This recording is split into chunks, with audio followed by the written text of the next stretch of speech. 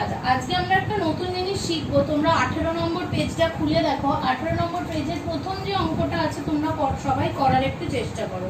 প্রথমে কি আছে? অঙ্কটাতে আছে 4 add 1 add 1। তাহলে 4 এর পরে add 1 কিন্তু আমরা করতে পারছি না। তাহলে এই যে add 1 করতে পারছি না, তাহলে আমাদের কি করতে হবে?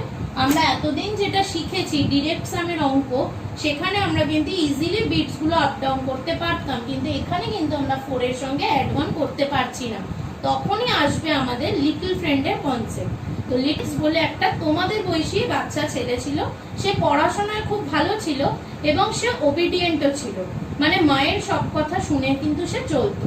কিন্তু অ্যালেক্স যেহেতু পড়াশোনায় ভালো ছিল, সেই জন্য অ্যালেক্সের মা ওকে বাইরে গিয়ে খেলতে দিতে চাইতো না। কারণে অ্যালেক্স একদিন ওর বেস্ট ফ্রেন্ডকে, একদিন ছুটির দিনে অ্যালেক্স ওর বেস্ট ফ্রেন্ডকে ডেকে খেলাধুলো করছিল।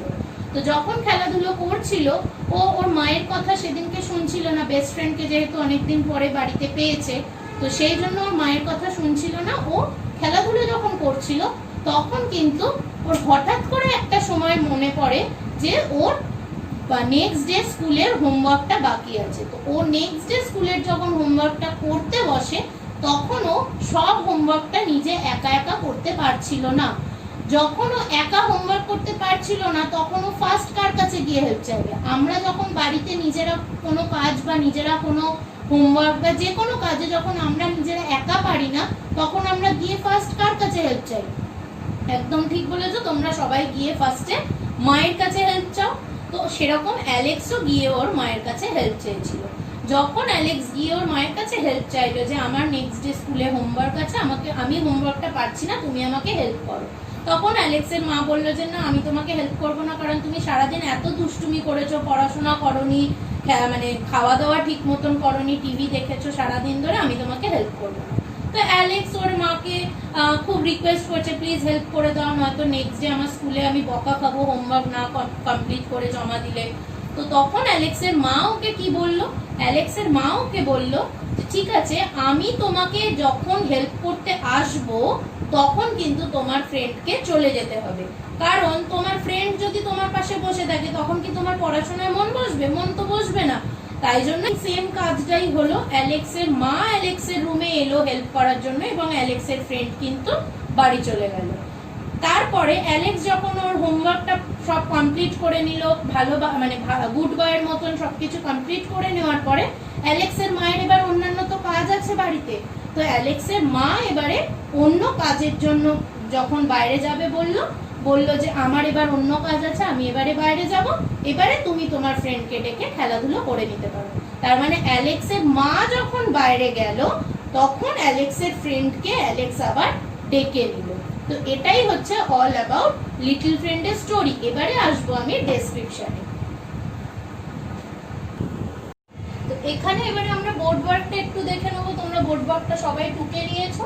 এবারে এখানে লিটল ফ্রেন্ডের যেটা আমরা করবো অঙ্ক, সেখানে আমাদের দেখতে হবে, এখানে হচ্ছে বসকে, বস হচ্ছে মাদার, মানে মা হচ্ছে এখানে বস, আর বস ভ্যালু কত আমি লিখেছি?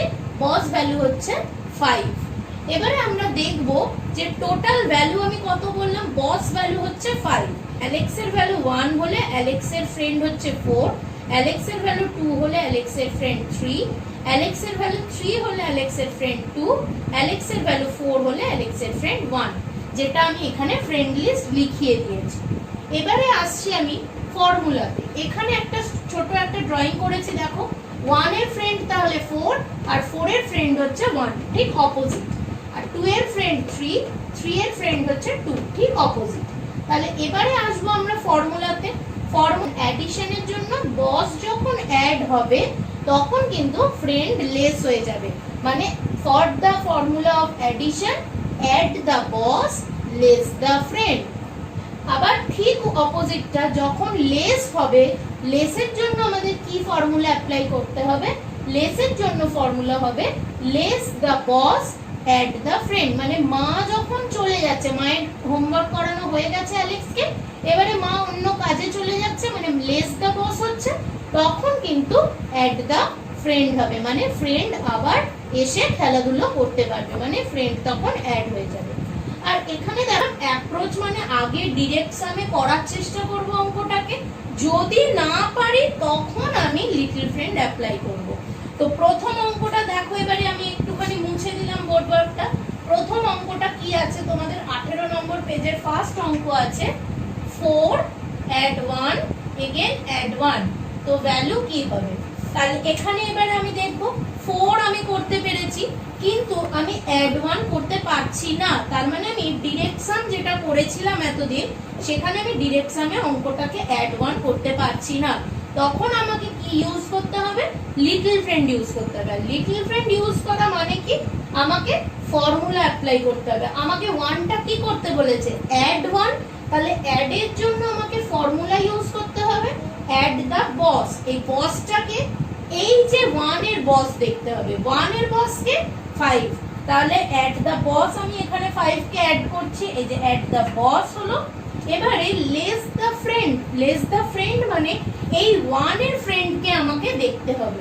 আমি এই 1টা হচ্ছে অ্যালেক্স, তাহলে অ্যালেক্স এরই বস দেখব আর অ্যালেক্স এরই ফ্রেন্ড দেখব। তাহলে 1 এর ফ্রেন্ড হচ্ছে কে বলো? 4। তাহলে 1 এর ফ্রেন্ড 4 কে আমরা কি করব? লেস দা ফ্রেন্ড করব। তাহলে 1 এর ফ্রেন্ড 4, তাহলে 4 কে আমরা লেস করে দিলাম। হয়ে গেল আমার এই 4 এর সঙ্গে অ্যাড 1 পার্টটা হয়ে গেল। এবারে আবার আছে অ্যাড 1, আবার অ্যাড 1 আমি ডিরেক্ট সামে করতে পারবো, তাহলে অ্যাড 1 আমি করে দিলাম। তাহলে টোটাল ভ্যালু হলো আমার 6, তাহলে আনসার আমার হয়ে গেল 6।